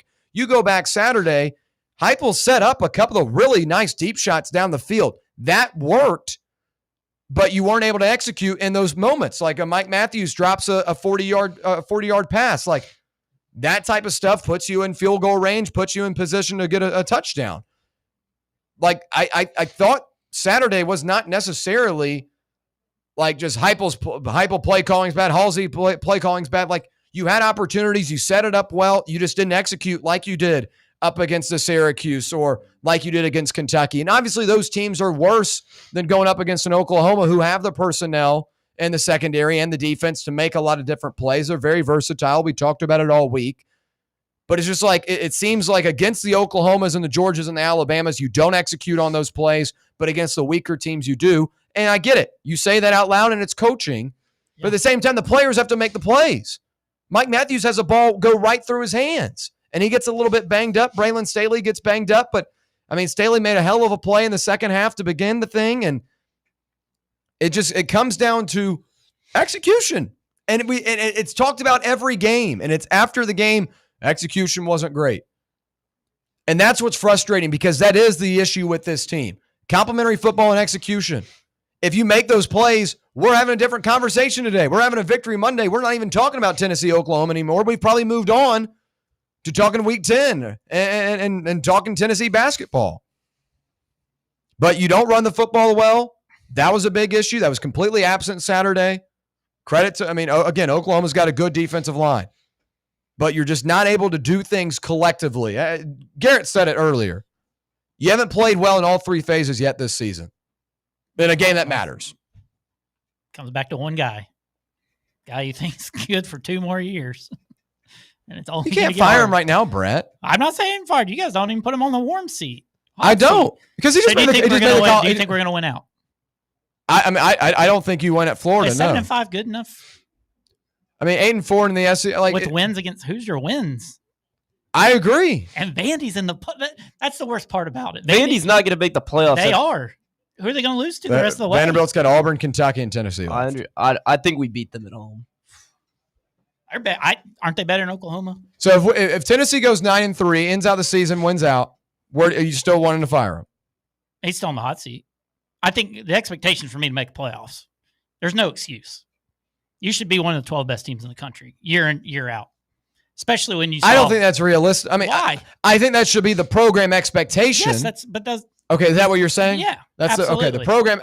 Nobody wants to go to the expectation Bowl and play Miami right now. I agree, but you're not always gonna that should be the goal every year. But even Alabama didn't make the college football playoff last year. They played. Yeah, and they wanted DeBoer gone. I know, but they obviously did not fire him, and look what they've done this season. DeBoer's a better coach than Heupel, though, by far. Well, DeBoer's made a national title. Exactly. Yes. So you're going to be more patient with a guy like that. Well, yeah, but the blue chip ratio thing is a big factor. You legitimately, statistically, the blue chip ratio that we have right now of under 50%, I don't think one team has made the national championship with a blue chip ratio under 60% in the past decade. It just does not happen. We made it last year. We made the playoffs, not the national championship. Oh.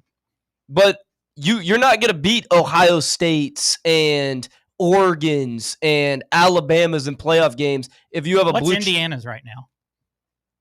They just went to Oregon and won. But that I don't know. I mean, it's below ours, well below probably. But I think Kirk Cignetti's a really good coach. I mean, I agree. And that's not them not making it. Also, and they've also made a national championship. They haven't done anything yet. I mean, obviously going to Oregon and getting a big win is very impressive, but they haven't beat Ohio State yet or beat. No, I mean, but they'll play. But, against Ohio State last year, they got run off the field. When they played Notre Dame, they got run off the field. Yeah. And those were in pivotal games. But they made the playoff in year one. And Josh Heupel made the playoff. I mean, it's fine. We're just in two completely different worlds right now with this coach. If you were to fire him, though, there's Alex. I'm not saying fire him. Because what's your timetable then? I'm giving him 2 years of being fine. I could see a Napier situation. Get through the rest of the season, but you could start out terribly, and then you're having a conversation with him. You don't have Mississippi State on your schedule next year. You have a very easy schedule because most of the teams are looking for a new coach right now. I'm saying, I think you have to give him the Faison Brandon era, and if that doesn't work out, you'll be in year 8, year 9, and then that's when you have to make the decision. Good Lord. But Faison Brandon's one of the best quarterbacks you've ever recruited here. Okay. You'll have 2 5-star linemen. You'll have 2 5-star linemen. You'll have a 5-star wide receiver. You'll have a 5-star quarterback. We score 50 points a game. The offense isn't the issue. Talk to me. Are we getting a safety? Okay, are we getting a corner? You've got a 4-star linebacker coming in. You've got 2 top 100 defensive players right now. I mean, it might be 3. And you still got young players on this team that are good. I mean, I think Jaden Perlotti is going to be a really good player come next year. Again, we're losing games because of our head coach. It's not talent that's losing the games. It's the coach. You guys have sat here and told me the mistakes we make week in and week out. Not going for the kill shot against Georgia. The mistakes on the goal line against Alabama. These are head coaching mistakes that have cost you football games. Done. But I'm saying you can't.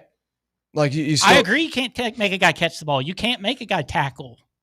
But again, you guys aren't telling me. But if you're setting it up correctly, and there's half and half. Against Georgia, I'd say you got too conservative. But on Saturday, you had multiple opportunities down the field. If Jermod McCoy, Ricky Gibson were 100% healthy, Boo Carter played all the steps at star, and Arion Carter was healthy this season, do you think the defense would look like it does? Yes, they'd be better. No, they'd be better. They'd have to be better.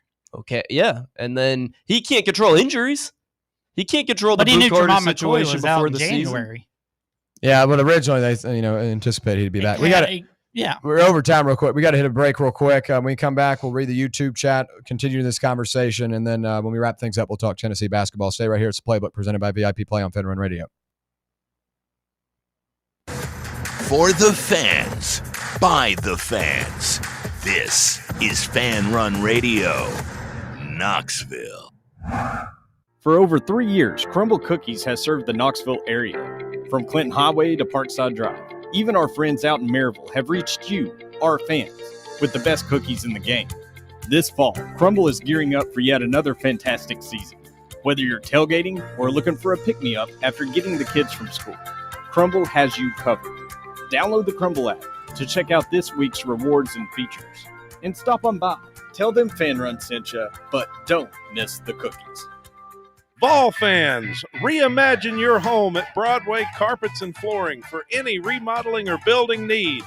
With a variety of carpets, rugs, hardwood, vinyl, and stone, Broadway has all the flooring and installation options you're looking for, including pet-resistant products like Pet Perfect Carpet from Shaw Floors. Visit their showroom in downtown Knoxville or the location in West Knoxville located on Kingston Pike near Pellissippi Parkway today. Yeah, it's another day, but what kind of day is it really? A day of doom scrolling? Laundry day? Nah, it's a White Claw day. Light and refreshing tasting, uniquely cold way filtered. There's an iconic flavor for everyone.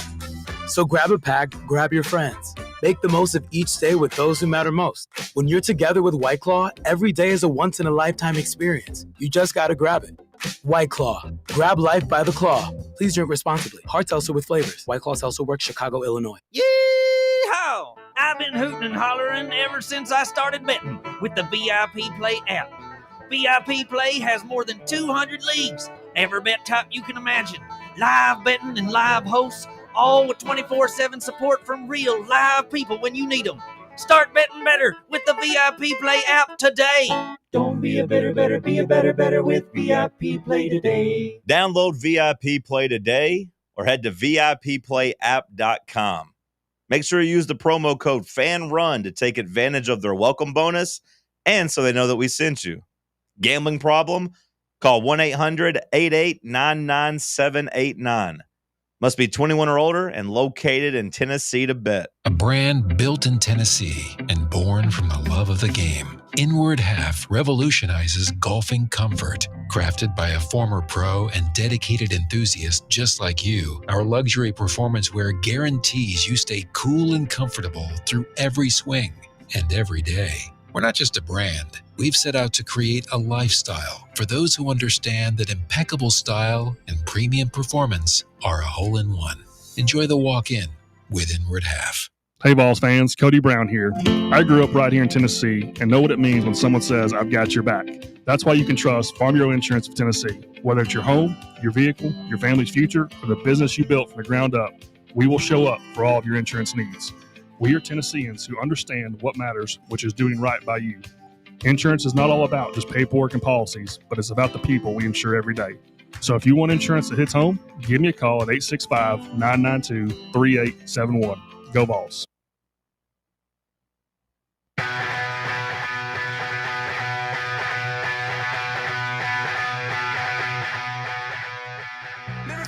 All right, the Tennessee therapy session rolls on.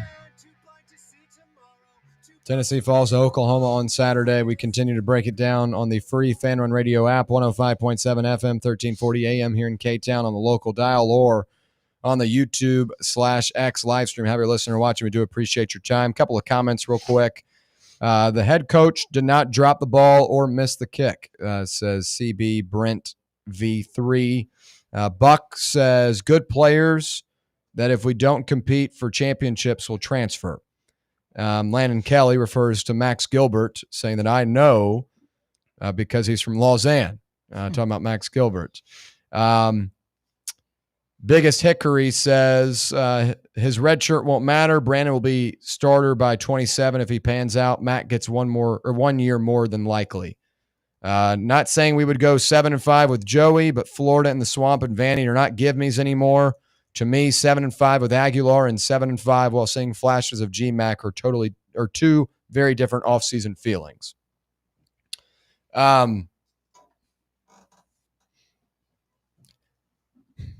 don't know. I feel like I just feel like we're on different sides of this Josh Heupel thing. Mm-hmm.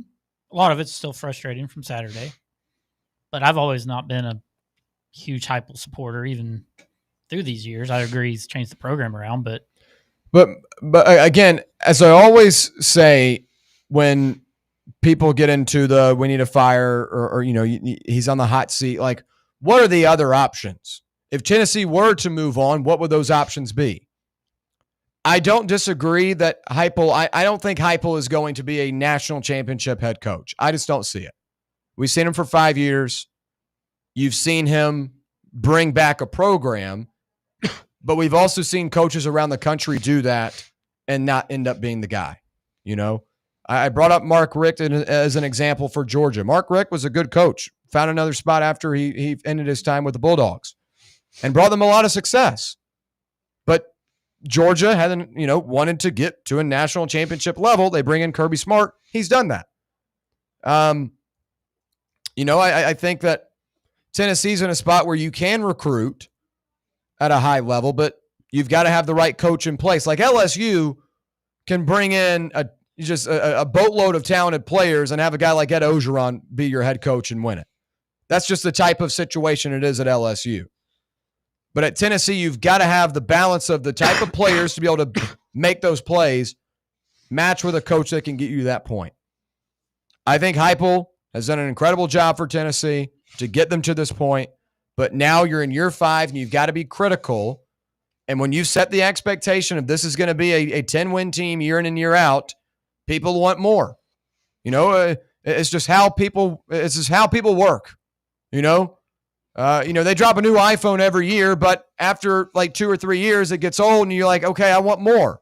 Give me more cameras, give me more features. Everyone wants more. And that's a natural expectation. That's a natural thing for people to want.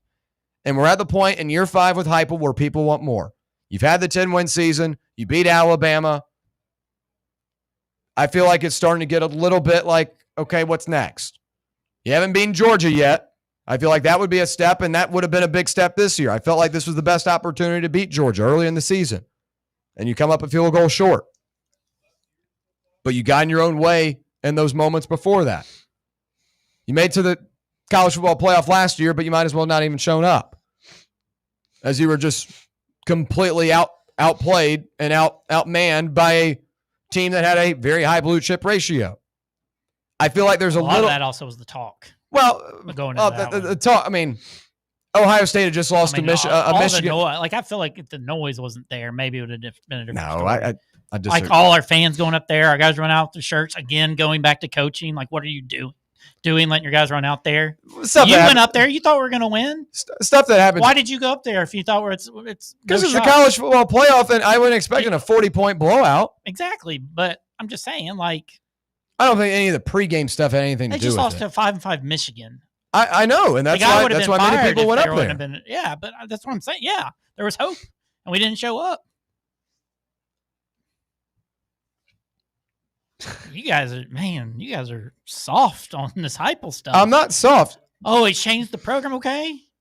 Oh, I'm happy. Okay, with that. I know love that. So when you go get a new guy, like, okay, hey. But it's easy to say he's not the guy, and we've got people in the chat right now saying he's not the guy. Okay, if he's not the guy, who are you going to get? Who's going to be better? Who's going to give you 10 wins every season?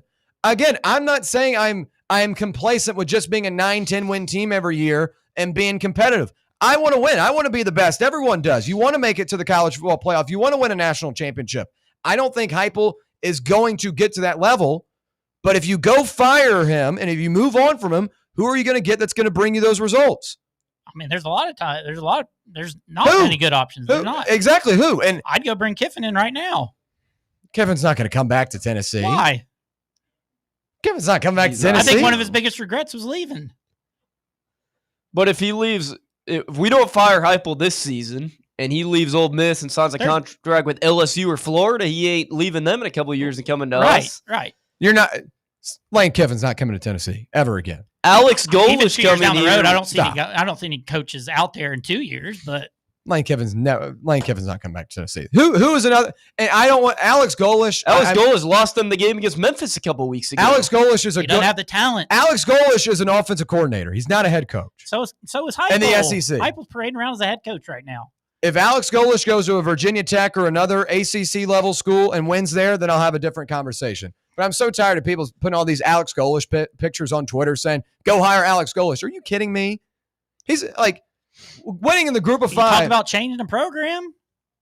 So you want to go take a guy that has zero head coaching experience. Signetti was the head coach though that won everywhere he coached before. Alex Golish just took his first head coaching job at South Florida. He's done a great job. That's the guy you want to hire to. You want him to fix everything. That's the guy you're going to hire. All right, Franklin. How's Franklin? Well, James Franklin over Heupel. Well, you're okay, but James Franklin just did 10-2 every year at Penn State, and that's what you want to with fire a better Heupel roster for. than Tennessee, and that's what you want to fire You Heupel asked for a for. name. He's a better coach than Heupel. Is he? Yes. Is he? Did he not go to national semifinal? I mean, with when they played SMU and Boise State, if Tennessee had played those two teams, it'd be like we would have done the same thing. My goodness. Josh Heupel's literally getting compared to James Franklin. Yeah, that's not good. But you just said you would want to fire Heupel and bring Franklin in. We're going to go 7-5, and you guys are fine with this. Give him 2 more years. The top coaches in Marcus Freeman is not leaving. Kirby Smart is not leaving. Kalen DeBoer is not leaving. Lane Kiffin is not coming here. I think Kiffin would. I really do. Lane Kiffin left. Why isn't he jumping at LSU or Florida? Because his team's about to make the college football playoff. He can't leave his team in the middle of the season. Hey, we're not in the playoff. I'd be having a conversation. Ole Miss is probably going to make the college football playoff, Look, you asked and he's me not going who to. I want to be the coach. Yeah. I gave you 2 options. You gave me Lane Kiffin. You know what? At least Penn State's disciplined. It's going to blow up in their face. Both the hires they wanted, Matt Rule said no.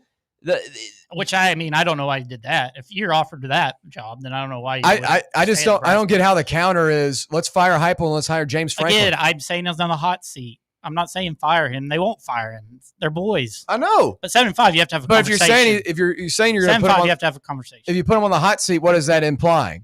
That he's he's doing a terrible job. A terrible job is ridiculous. Okay, if he goes 7-5, what have you done for me?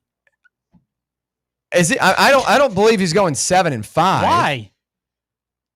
I mean, I think you will beat you have the opportunity to beat Vanderbilt at home. They have your guy,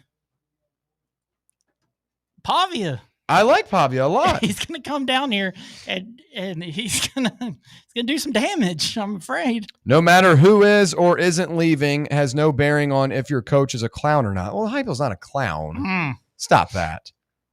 Heupel's not a. All right, look, I mean, Jackson's over there like. Me and Jackson been talking. Yeah. I'm okay. So Jackson, shit, are you on the same side as him? He's closer to my side. I've got my own, you I could haven't brainwashed call him. radical opinions that I'm just going to keep to myself for a few days because I haven't had full time to really. I don't want to get. Not that anybody's going to clip what I say, but I don't want to have what I say come back to bite me. So I'm kind of ready to talk about the rest of college football. Week 10. I don't even know if we're going to be able to get to it now. How about the Red Raiders, man? Big win versus Kansas State. Yeah. Also, one final thing on Heupel. We'll go to a break, and Tennessee basketball plays tonight, so we do need to talk about that. You have to give him credit for reviving the program. Because we're not here having this conversation if he doesn't do that. But the reason we're having a conversation because we think he's on the hot seat. Let me get more than 2 sentences in. Let me get more than 2 sentences in. He's revived the program. He's the reason why people are going to the games. There's a reason why we're having a conversation like this after going 6-3. You would have been on your hands and knees to go 6-3 back in 2018, 2019. And people need to remember that. People need to remember when you were losing to Georgia State at home in an opener in Neyland Stadium. People need to remember that. Obviously, people are disappointed with Saturday's result. I am as well. Oklahoma is a good football team, but they're not great, and Tennessee had multiple opportunities to win the game. And it's frustrating because it's the same things that you've been upset about all year long that continue to come up. Execution, complimentary football, all of those things. It's got to be fixed, and it hasn't been fixed, and that's an issue. But this is one season where You had the most talked about offseason in college football history, maybe this past year, with your quarterback that got up and left right before the spring game. You had to go fishing for a quarterback. You didn't have many options. You didn't have any options. You had like 2 or 3 options. You could have gotten a backup somewhere, or you could have just had Joey Aguilar come into your place. And Joey Aguilar did not play well Saturday. Wasn't his best game of the season, but he has been much better than anyone expected and has exceeded expectations. That's coaching. That's being put in a system. Well, why did he keep Nico from January to April? Nico Iamaleava, I mean, nutcase family. They were still nutcases in January. What happened in the offseason is unprecedented. It's never happened. Here now is Josh's. Correct. So, but what happened in the offseason was totally unprecedented. You bring Joey Aguilar in, a guy that's never played. Played Group of 5 football for 2 years, was at a Division II school 3 years ago. And had an interception problem that he fixed here. Yeah. And he's the SEC's passing leader. So that there is good coaching here. There are positives here. Obviously, there are things that we can critique and get upset about, but it's not like it's a disaster. He should not be on the hot seat. I don't think it should be warm. 7-5, it's warm. Or hot. It's warm for me right now. We'll see how the rest of the season plays out. All right, we'll wrap up when we come back after the break. It's the Playbook presented by VIP Play. Congratulations. You found sports radio that doesn't suck. This is Fan Run Radio, Knoxville. At Knoxville Insurance Group, they understand the challenges many consumers face when searching for insurance coverage. That's why whether it's for you, your family, or your business, they create a coverage plan specifically for your unique needs. Knoxville Insurance Group is an independent firm, which means they aren't beholden to just one insurance company. They search multiple companies, acting as your negotiator to find you the best possible policy and price. Start a quote in minutes at KnoxvilleInsuranceGroup.com or call them today at 865-694-9788. Hey, football fans, this is Stats. And this is the Sheik. And together we are the Cover Boys, and we cover college football like no one else. Each week we preview all the big games in college football, and we may not tell you who's going to win, but we'll tell you who's going to cover. Our patented right sides are clicking at 66% against the spread all time. So join us right here every Friday evening at 8 for the Cover Boys on the official voice of Tennessee fans, Fan Run Radio. And enjoy the winners, everyone. Have you ever found yourself wishing your clothes looked brand new again? Whether it's your favorite suit, that little black dress, or your comfy winter coat, Crown Cleaners can make it happen. From stubborn stains to delicate fabrics, the expert team at Crown Cleaners uses the latest cleaning technology to ensure your clothes come back looking and feeling fresh. Visit one of their 2 area locations, Kingston Pike on Bearden Hill or South North Shore Drive near Dunkin' Donuts. Online at crowncleaners.com. Crown Cleaners, a tradition of excellence. Welcome to Axle Logistics, where excellence isn't just a goal, it's an energy. As a leading third-party logistics company, Axle is powered by an award-winning culture built on a work hard, play hard mentality. Here, the drive for success is contagious and hard work never goes unnoticed. Whether you're just starting out or looking to level up, Axle Logistics is the place to launch your career. Join us and take your ambition to the stars. To learn more, visit axlelogistics.com.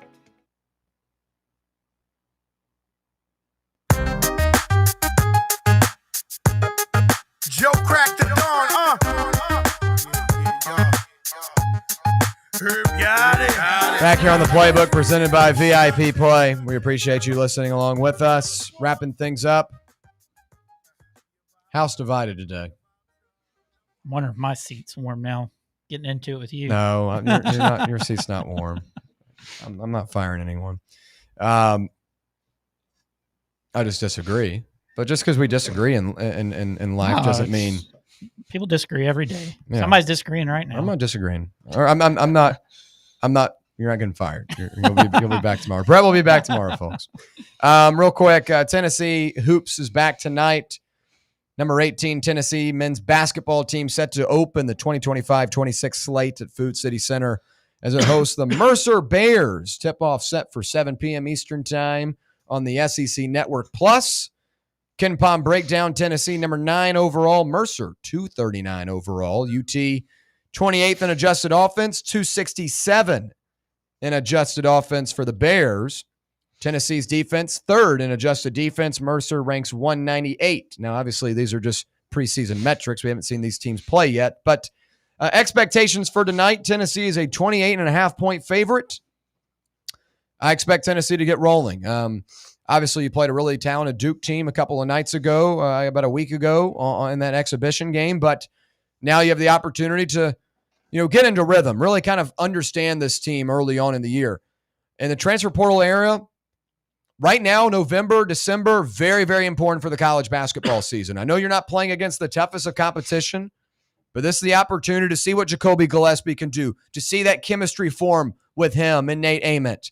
See what you can get down low in terms of the production and the rotation. This is the opportunity to really learn a lot about your roster. You've seen them in practice. You've seen them in a couple of exhibitions. Now when the lights come on and the season begins, everything counts from this point on. You get to learn more about this group. I expect Tennessee to have an impressive night tonight, and I think that this is going to be a good basketball team this season, one that's going to be firmly in the conversation for an Elite Eight once again. Obviously, have to figure out that shooting situation, but this is the type of time where you figure that out. What are your expectations for the night in the season? Yeah, hopefully they can cover, 28.5, somewhere around, a 30-point win would be nice. Excited to see, all the names you said a minute ago, Ament, Gillespie. I'll be interested to see if Amari Evans plays tonight. I don't think he played any minutes in the exhibition game. Correct. Obviously, overtime elite guy that was pretty hyped up prospect coming in. So be excited to see him. But yeah, I think the expectation's similar to what you said. This is another Sweet 16 Elite 8 team. We'll see if they can get over the hump and make their first Final Four this year. But yeah, I'm pretty high on this team and excited to see what they can do. Brett. What's up?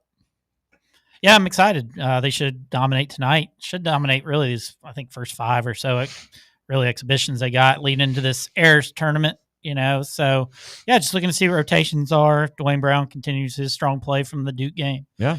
Maybe Troy Henderson didn't play. I mean, there's so many guys that didn't play in the exhibition that I'm interested in. You'll probably see them throughout this exhibition. But, yeah, this could be a slower start to the season, I feel like, just because, we have so many guys. So just how they mesh and how they come together is going to be, key. And this is a different team than Barnes has ever had in his time here. All right, some positivity from Brett. I like that to end the show. Jackson, what about you? You ready for tonight, or are you still kind of? Oh no, I'm all in on. There we go. Now there we go. Come on, what else is there to pull for? Oh, there you go. Well, boom! How with a bang? There we go. Oh god. Nah, but I'm excited, and there is still ending Vanderbilt's playoff dreams to root for. So that the season can still be a success for me. I'll say that. I didn't comment on the coach stuff, but I can still be a happy camper at the end of this year. There we go. So there we go. But yeah, I'm really excited for Vol Hoops. I'm excited to see what Nate Ament has to offer. I don't really care what happened in the exhibition game. I'm ready for the season to get rolling and ready for the Vols to get ready for their big time matchups coming soon. Yeah. Talk about that Thanksgiving tournament. Tennessee will face off against some good competition then. All right, Tennessee therapy session number 3 of the year in the books. We'll see you tomorrow, same time as always, 1 to 3 right here on Fan Run Radio. It's been the Playbook presented by VIP Play. For Brett Hullander, Garrett Armbrust, and Jackson Freeman, I'm William Pattison. Coming up next, it's The Drive live on Fan Run Radio.